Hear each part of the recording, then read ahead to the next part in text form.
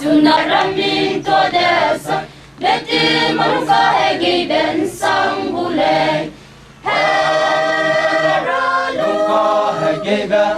Luka hegi Beti hegi Gediri mina lubai silak beti lung hegi ben Khristien asupe sang dia kakam kenang jadi mak dia tinggi jawang tu zegna right tu bagai tingwang tu toleng program dia kai sebab boleh pun dia aki family jai Diamond Jubilee community में ding tu je ke lam ne lai khlo ga ke pam ne ting pe ting run nai mi pa ne mi good ram nyam ram ko je ga ke pam ne church ke sam sang ga ke pam ne choir ke sam ne amigo speakers ke sam ne jai Nagaland Assam Manipur na hai na delegate je ko ma ko bol ke pam ne hai mna ju Golden Diamond Jubilee zi tai lu za Arapiu Khristien Niamwangbou Guiza welcome Tewai Niamwangbou Atawai Lai Niamwangbou Lumai local church apo hya zabamba church na ami hanga kadai zabamba takwa tiap takwa lana anui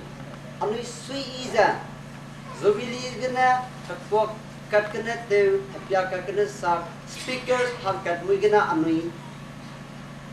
so some lew kwa kana te da anui misui iza Jubillee gu program nai makta ni ja ne haimna bam samam asum gu kare kana kana tre kana dai ke gu dai ini te je bam dei bam da ko sem ko kana ke ga ra chị sẽ đi ngón lụt đây sẽ sẽ mang giải á làm nhầm định giá bằng mà prom đi mà từ nó tua này đấy làm mình giá ra số tua lên mày prom ra số ngõ sáng để mình xí cái này cái đi đầm bể bể Tingwang cha ti bể hi te đông gọi bể bể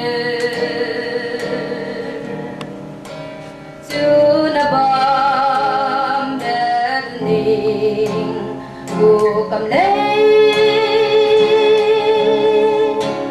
quăng bay ra về đi lấy nè được để thì bé đi từ lâu gọi bay ra từ Tingwang lòng giờ mình ở trong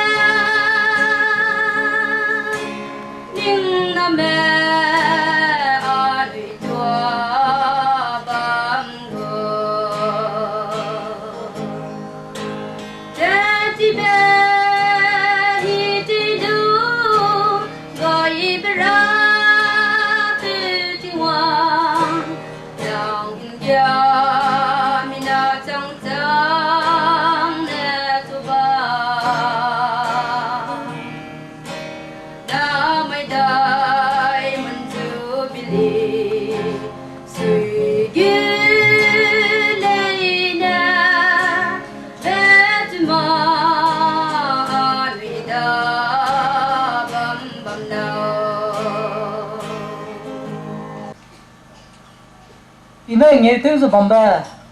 anui go Diamond Jubilee go chairman zai anui go chief guest anui go gya people zai guest of honor zai anui go local pastor zai deacons mekang zai church ke cham gana pastor deacons me zai church ke harakyang na ke ching mekang zai hanglai mekang zai mi pui mi pe mekang rai lang bege anui ong pe Jesus Christa zina nangoi plan zu salam to le ting ke dei tingwang na kan dam ba mai ga Niamning Baptist Church I get Diamond Jubilee as a bamra hang za tan rang chu ba Tingkum ka na so ga a chule za pitrang ke bin ai dele na na dau bui za na nam tingnen rei lu bui za anui ram Jubilee I get wangalo za Tingkum ka na so gna a po program ze gna anui sam za lam malu bam ni ko le nang nui le ze ke ki te zu bam ile ze ke te zo bam za mai ran ngong ya bi za Diamond go Jubilee go sui ni dia ga ami hai bna zo ngong sang hai bi ze na di za razu to zudle ka chebe ami da ga rang le ran ya bi za chuna kha re he ga na ami jeleng rong ma ro ga le za de chining chinglam le za pati me minami songa la mule zai rata te kon tip me za rata te ka go di me mata te pe nim te di me anu zo wang le dei zun na lu bui me za anu zo ka te zun na lu bui me anu zileng rong ma ro ge na mi sum ga la mi de kana mai ma na nu ya chu go se te za ye me pom na ba mes do za ye ruilam kan su me jemna poi na zu li za na nu morning chiza nge te wai za a chule za chau za wang za Jubilee go speaker te ranga ku gai bi zegna ke za program committee zai na ram Niamning Baptist Church ke members me plan na zo na noi zo te ri go sang le a chuang za mi sui be hing nam kdi be agum men zira agum be hi Jubilee ting ai ge zo wang za ang ke chu ngo za thai ra za rara samsan samara kuai bizigna di za namui plan lu te le ka chebe sin namui ai bina zu nang tawle mina ke dei pere ke mina ga chei mile la kam nei kana mina chei le ti le ang sama kana ya na chei gin nu duye da re le mira ma hangsa ma sei lu duile le za pro bungi bi ma ko le bam nei kanaiya sei chi ge duye si duile ge pe ko sei si da di le mina na chu ngom mang ma telephone na chu kan phom ram za a chu mi phui mi hang ge chakai kan sui le telephone te gong da ge ine pick up te da ge agum na te kan sui le yes madam de kan sile a bong kino a ko ngong mang mazwa si po ram za yes madam rama ele anai kubram za sep nim de dia lungsia ta di ko le kana nong ma pe dam ta kai di lo nong ne de ga lungsia di le rana damai di be ma zu te kli dai dolak ti ko le ya a ko sei le ga dui le ga a ko bung sei a ko sei ko le he za mai ma a gu ma ko zu za nang nu speaker ku idri noi ina nang nu speaker te gong adle kana yi razu to kan di za zimna lu dolak ti be ka me pomanga min cha guira de punga ba zimna mazu te za ma thau de ra ga ba zimna lu le za rana chu zu kuai za pe za pu gong ram gong goi ra kuai bi zegna i razu to kam lak che bam nei razu ton di le i zimna gu me point zu zu te za ta te we za bam zegna za i che nang noi da ga rang chang le ranan da mai di dre mati so ga le ile te witan an rung ra da nang nu ling king mi lo he ja po point na zna nang nu go speaker te go ga le noi ya sakasang baptist church ke saukidar je katsar in pele jaya go college ke mrc ke saukidar le je katsar in pele penang ke chu chilu je telephone ne lak lak le telephone te go nge ine pick up te le ine koi chu le hello hello age hello ine huge I say principal now the me ya chu le na ge ine nui te ja telephone ke na dai principal no lo le mi pero ang kale ja dai a chu ning kan se lo le no tu lo nam ne lung jam na le ja ine telephone ne nyama bi de telephone te lu ja ka charin pe nui ma me a ko me te kan sui le ka ne raneng ya bi ja e ja mina poi ne ai ju ju tu go gong ram ta tu rang ge ku ja i no mai ma ne no nui so ga in speaker hang ke chang ja ne nui so ga chu sap pam de ya nang nui da ga rai ba rang de le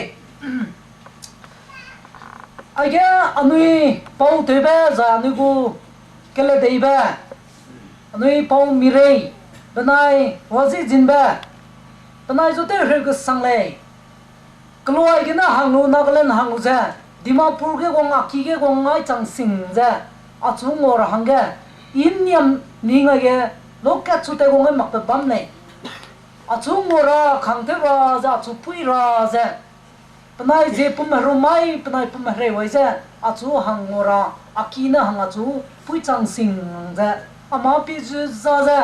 za chu zang ju za chu a khangte ju za klo ngo go ngai bi je ge na panai ju te re go sang le ka che ba ya lam na krai bra ngai le bag na ga si ne lung ba du ranger ju le te re sang le gari pe rum maksa pane gari ka kre le pane driver te kule ki ko ne pane thau kre le ki ko chi ma no ji pawa isu chi le pane kre ke za government ke chang hale pa re za om za anu isu program ba za chang lu ra hanga zai wang chang lu ra ready ma ka wang chang lu ra hanga ting ai za pe za pane anu isu mo ke jin nai bi ji ne to chu te re ga sang le a pawa da za si zu da anu khang pe zu da di songam zai anu khang me mina hang chum gam ga hang za ko le le ni zu te re ga sang le ka che bi ya lam na rang ai ma ka lung i a lung te mi mak le dan nu na hang za anu zu pui jun jun na nu pe pung jun jun lu za re ga sang za nu no doi zau khip cha anu zo pui gong za kloi ge kai chang sing hai bji na nu zo te re ko sang le pe ra hi nam di ba nu plan ne pre hi nam ba pe chang lo ka che be chi za rang taw de le ye me pum se na i rat makule i le ge sang le cha ka hi de set ngam na te ke ba i le se ya me pum se ga na le se te ke da ka na i a sui kan di be ngo lo ga pastor deacons me kang zai aga volunteers me angale me anu ki nam kang sa te lu ze pe wi akre hlam ne anu zo ko za anu zo dawale ai ze ngo bga sui bga a le te kang ga be ke chirma cha wang ne ke klo pi ke pe ga welcome to zun nu za hang le me zena le te za hallelujah chorus le te za anu zo welcome to do lo ga a le ya za ga ke di ba ya sui ba lung ga I a runa to ke selak di ba a gu emotion a sui na mik dui petra to di za I king kum ke di ta ni I market ni ngai lu za hamaya na Niamning Baptist Church Square na hang le me bau na hallelujah chorus te do re le kana lui rama nu zu ku e mai rapture nu zu ku ke mai he ke me siak ka mai de zai anu bi chu nei lu mele na bi chu ku za ko ba mele na za anu zu chak chu lu de zai na anu tingim angels me choir me na angelic choir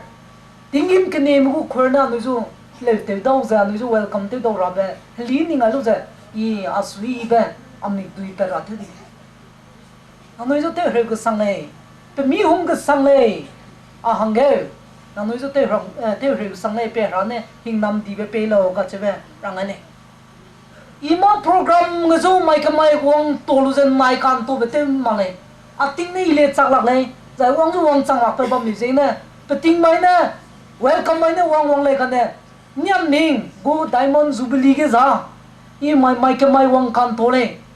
pelam za ya sui be wong toy nei be za as a historic village anui zeliang rong me da ga nam ma za te song za bam me ting pe ting run ting tu ting bia chi za bam me klo le anui pau hai going as a zeliang rong me go Napoleon le zi ta ta zim na hang ke le pa kau chei lu wi zai miram me gum me ti di kra ma lu wi ka ne mina hazi ta pa zim na zeliang rong ma pla na pa zi te song za bam me nga ma chang chu chi za bam me pa zi chi za bam me kalo historic kalo ya wong ra hang ya sui sang za mai ma ne wong kan po le ka chebe nang ni da ga cherang ale peting na hang ni da so mai na mai le ja nu ndui bam re ja ja anui peting a ja ta che bam na chai su ja anui ra ra sam ga wang anui ta ka ra chang le Niamning kalo ja zai ram lo po kalo ja wang di be tingkum ria srok soana kemui be ram dei kemui be ram lo te re te be ram lo mina na ang ke pe dang ba ke dei lo te zo long nei kam ma ba hang le ta te ze ka lu be ke dei lo te zo long nei apo ke dei ja te re te ze hang ke kum te ze lung ba ke dei lo le kang gi ba ngo la ba kemui be cái băng tới bé cái đây lo tới giờ nuôi lùng này tinh tiền này à bao cái đây lo chứ mina lu này mặc cái đây lo dài cái cả liệp bên nó phui ra ta tới vòng đi bé cái đây lo này dài nuôi mai mà nhị con là bé team gì nè ai cái rồi bé towards perfection in Christ có chỗ này ai cái nuôi cái topic bé lui cũng ra mai mới giờ vậy giờ sam đi ai cái sắp bây giờ nuôi sam sao cũng là trong này again we ngolu be anui sam dizena towards perfection in Christ Christoga chang sing lura I chang sing lura puigin lura loi soi lura zai Christoga wang chang sing bering ting chang lura ge zoi be zai phak kai be zai tat kai be ka chegina anui sam di te lu za anui phong la te le kenu ka anui go some saw the scripture readers Bible kia peka di web page na anu yang ke leusi bang ke kia peka na Philippian chapter kechum go perok kechum pedom ke mai tau le mai mu je wana peting te ti lak le be ze te ze uya ya na anu te gong za reu ze bam ze na za peting le hang yu chai sui za close anu te gong diu le Brethren, I count not myself to have apprehended, but this one thing I do, forgetting those things which are behind, and reaching forth unto those things which are before. I press towards the mark for the prize of the high calling of God in Christ Jesus. Kachule. Akina simegao. Aruna je tiêu trăng sinh ngau trăng sinh luôn đấy ít trăng đấy cả chơi bên làm bằng này cái này ít market đấy chỉ là wang đi về ra ắt sai bia rồi ra ít ngày to nên ra để câu số cái bằng này chỉ rồi phi lu ra phá công này chỉ rồi can sa này cả chơi này ít chỉ rồi ra go công này in sa công này ra ai cái răng này zai asuga Tingwang ne Krista dag ne anuizu hetto pera win rei mine kuai ba chi je ilu le ra hanga I ngau le ra hanga I he sombia ga like it is phak le ka chule pressing forward I heran kai je som ge zoi le I phak le he so magi zole ka chole mai di ta le le parai rai lu da ga dum poge du gong ne de Brahmana za kabui tuilu za hoi hoi nang za gong ni chỉ po mai ne pelung ne lang ne ka chole pa sa ke da to na pa ne sa lu ra le chong chia lo ka ne pa pelung sam di za pa lo ngo ka phai de ka kabui zu za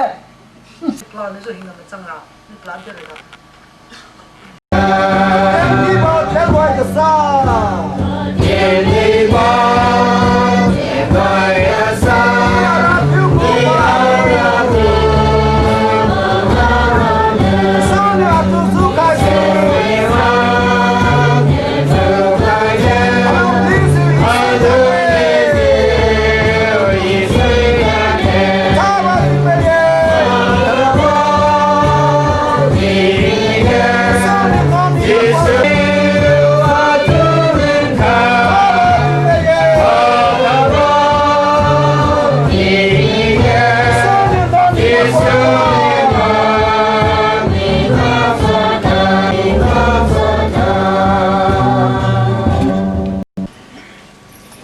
Lungsa pemlan cuma sebab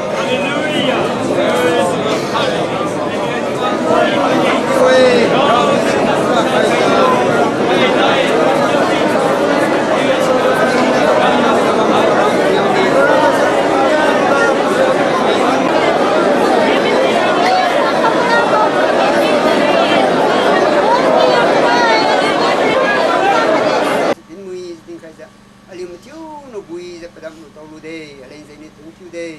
Arapiu nang na thoi khaijiu aliudi nongbu thoidam se lutou san ja pamning re jisu nang nang kha thoidam khalalo sirona magzan sonai nanai aliu Jubillee gu program mai sin pin chile wangan sunei Arapiu jisu nang nang kha khaijiu khamna mudi tiuma sala suli nang khai magza sungui ma tha ja gi manai ja loebo nani kui tangbo Arapiu jisu kisan jan rasu ui je te kilurang kha khalo Arapiu jisu tunchu de nang nang kha khai ja tan gum dui hai ui ja lui gum khai du ja aliu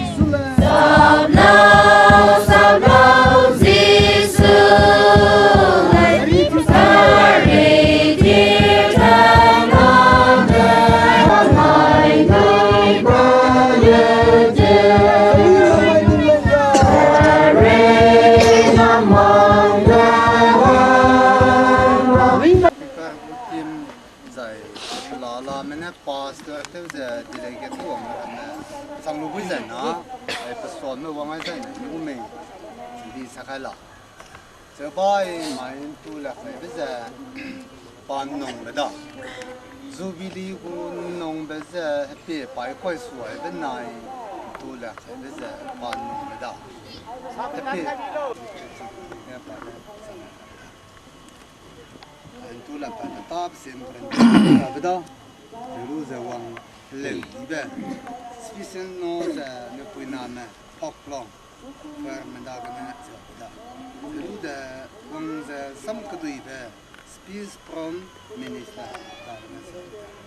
on the close ingem hola ne banda ne Arapiu Tingwang na mai ting ni pui ka du ne na kering ria ka ke gan ka keu za ka ba be ting o dai lu le ba pe ai second sip adu ba pe ai sang isi kum ni pela kali ai pangsan siamen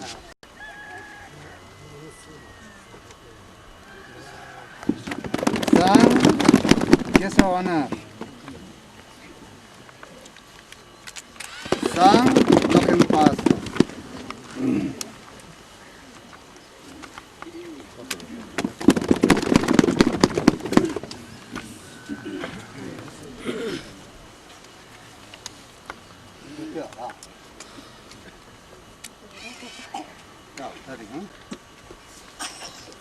Niamning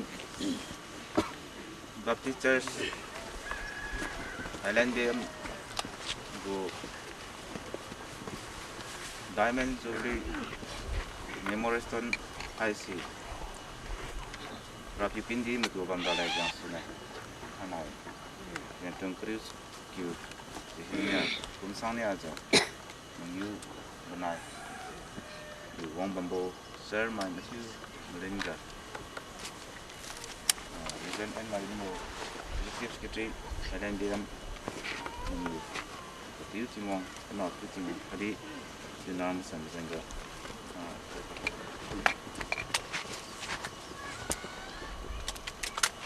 ba pe jai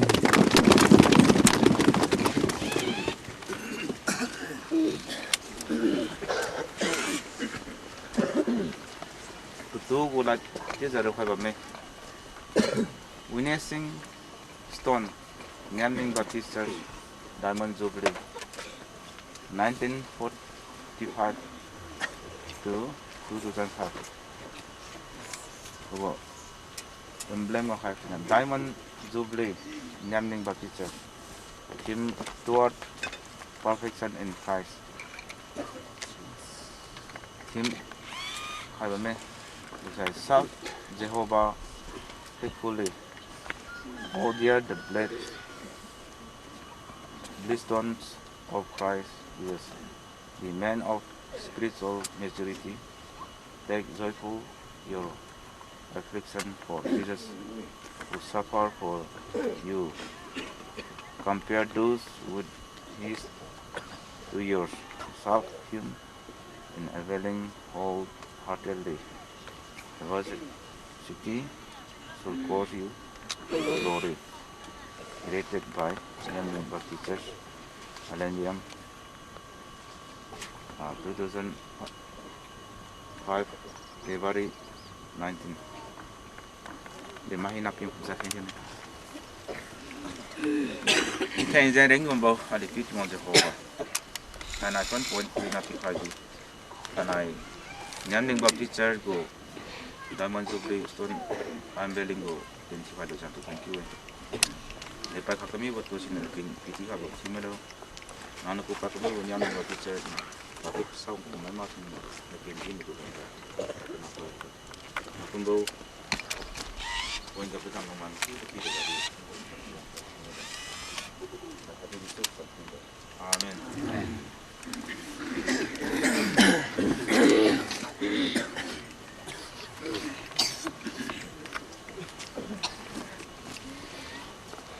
Number 4.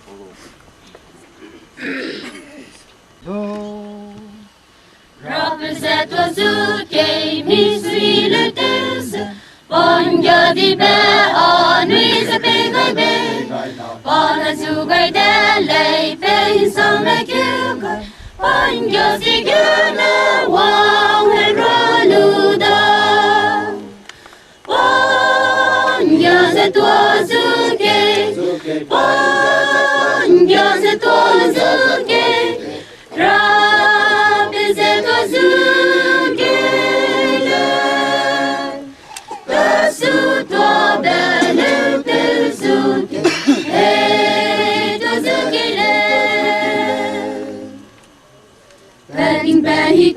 con ta de bele de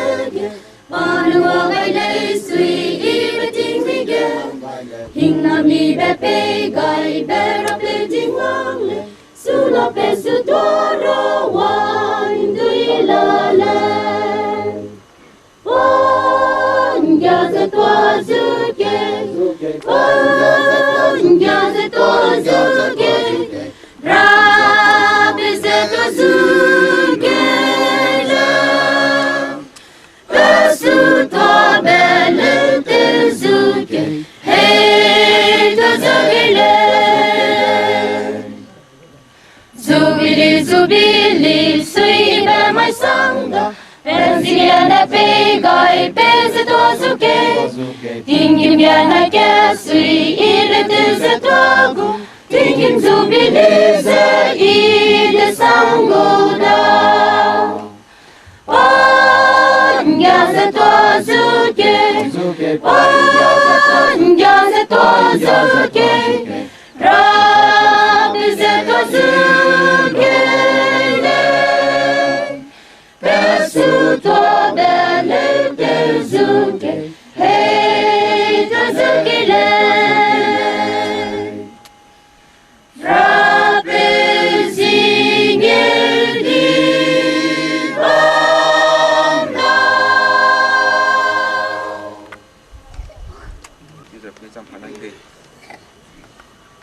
Khristien kedum bedai saladang Khristien ga till we all come in the unity of the faith and of the knowledge of the Son of God unto a perfect man unto the measure of the status of the fullness of Christ. 알겠죠? 바쁘시 소크리스타가 손에 Nbumhiu ngai lununga khaddi machangbo mai Tingwang na piu boni ting amathina alum ga ali thibang he ali wong he molum ga ali su cham he piu si pisia mai kudum dai go chadariam he simpi ga hai ba undan hanai Niamning baptizer go Diamond Jubilee Changee toward perfection in Christ.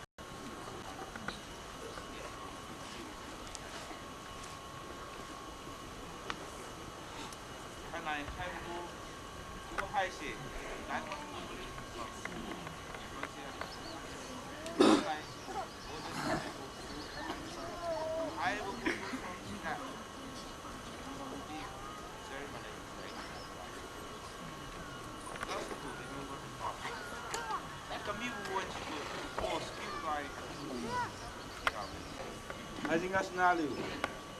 Pahai Diamond Jubilee go Changee Kamja. Main purpose, I see. Decide toward perfection in Christ.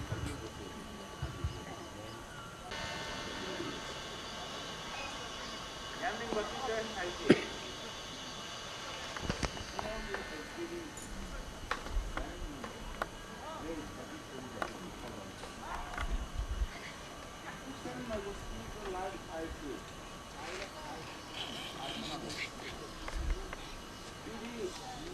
Tan kamu mager, wah dongan kadih, keriugu, tinggal tu ram.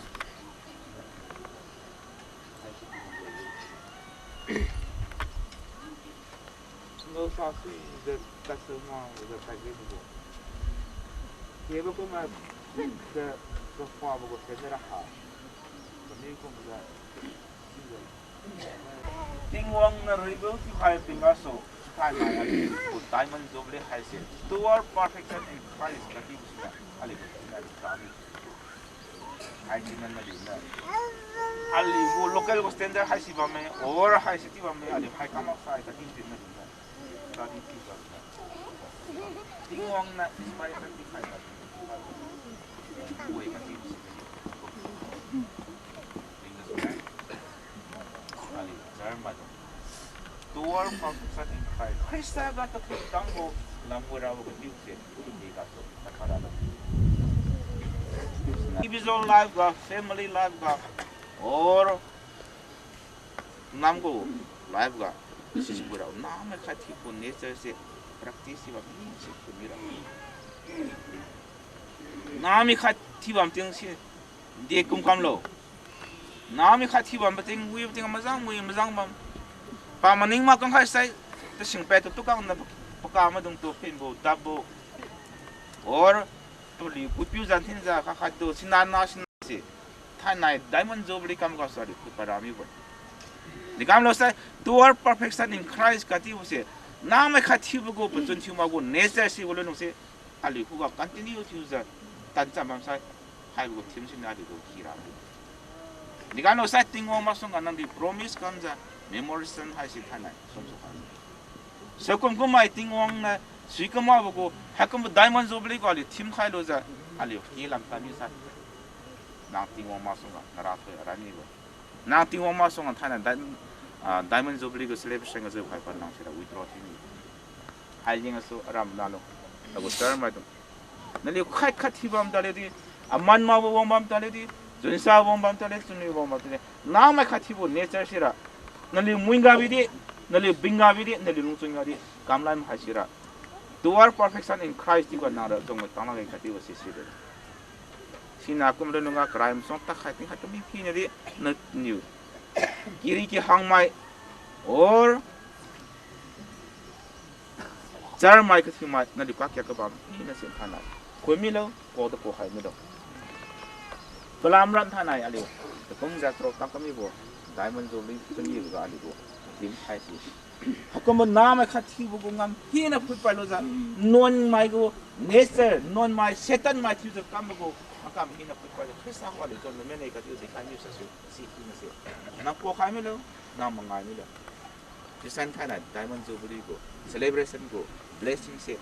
ना ये तो फेमिली थिरा वो step right to थिरा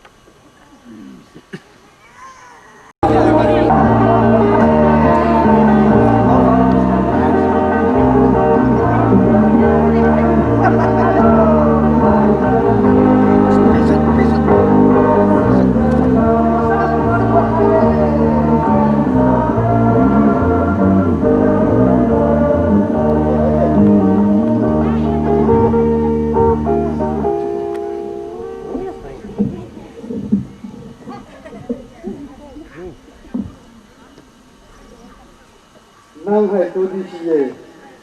si si hai bo to di ga ni abo kom ni tu khai ne ti won te da khai bo chi mi lo ti je dun bol nga national you take your abo service order ken khai ne to have a new way to di pa won nang lo ba to jenga sana atu khai ne khalam me sigasana opening him hasi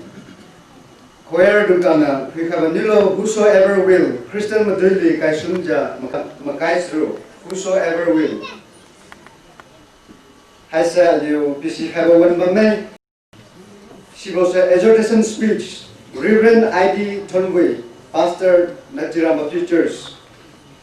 special number Ndai choir greetings from N Aku MTS Tegoram Scripture reading, passing among pastor, all fellow teachers. Pulpit hymn, Miss Kedela Klen Pame. Message speaker. Pada Dikhara Bugo, topic side, spiritual growth. Special number, Women's Society, Niamning teachers. Closing hymn, let us praise and adore Khristien Jubillee Son. Last prayer benediction. Sorbiliang Pastor Nbumhiu teachers. Hasi Tanasot Akirabu service order. This is a Khristien Jubillee Kai Sunja Makai tu Hasi Ngokaba Mesera. Song leader Lukana was a little Karana.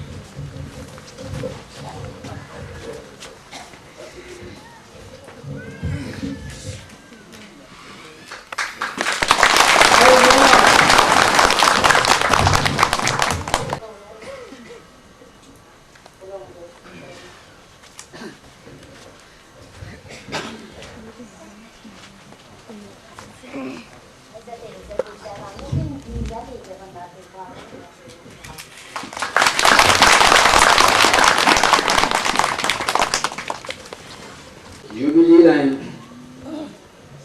exhortation message below. Chứ ra đi khai vào một học sự ở đây. Thì Niamning Church của là tầm hai diễn sai ở Sa quan se la sa ya Arapiu na mai na sum we so la biu so la Arapiu zi su hai sa wang thiu la ma lam la bo sang thiu de kadih mai dui pui ri ga ma cha bo quan ca go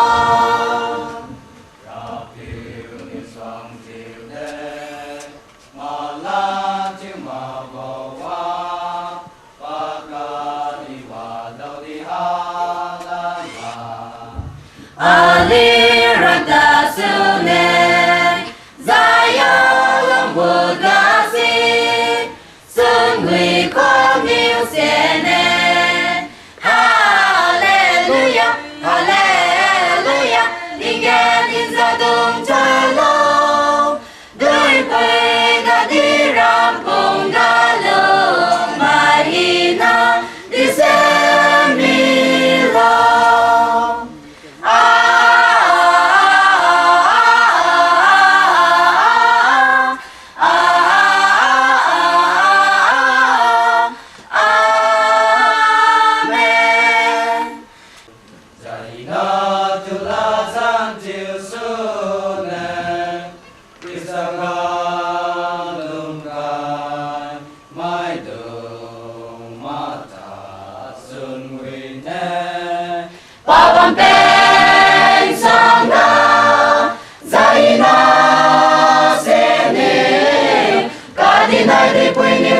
Hallelujah, Amen, Sene, Arapiu ni sang thiu den, sing amai na song pirun ron sune,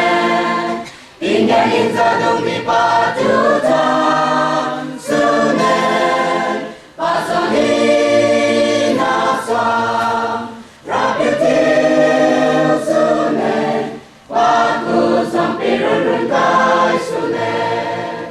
Matala Kristari Mahina Sung we care Arapiu song till then Arapiu ni ditu Stringam de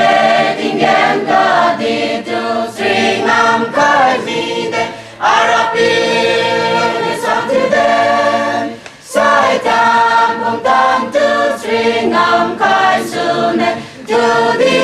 ting khai zay ting ten zay zin paken di mila kulang baga paken di mila kulang baga ting ten zay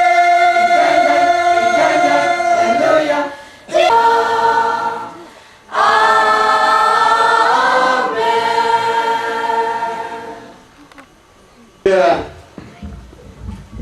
Neram Niamning Rakyana Pepe Anu itu kan nama Tingwang siapa Anu itu ke Saya drama mui kena nri pakai Nazareth Yesus Kristus Zigna Takum drak serok sang di buku Diamond Jubilee go Sui be Sui ke telu za Telu benda tak ya Rasa kaya le Neram niam mana? Adag leza, nang leza niam perde leza. Namai Diamond Jubilee ku program ya, ning tau gaiza. Jana program ya gyakai bambe vijegna. Ye leza asui ben duele. Namai liya kona satroi yavitra koda. Lesudu mi bam samdi vijegna. Ye liya perde. Niam peda lesto ye alia ko sangam lakta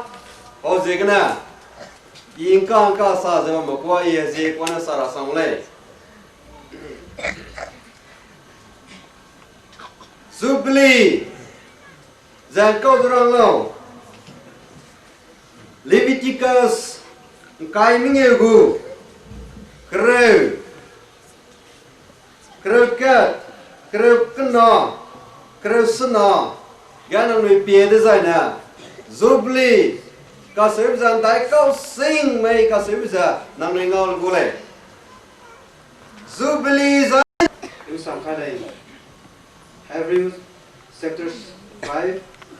verse 12 to 14 Ivria mai padam mingyu go palakeng kriunia ga suna krium dai tang bo api heading ga seneu malum bo tu khod mi bo ga bo khai bo naliura kati bo dung chulu bui bo siak mi de Jubillee naliu tu Tingwang karai bo new don sedi naliu tu kati khalan ra pegen ba me khaijiu in bora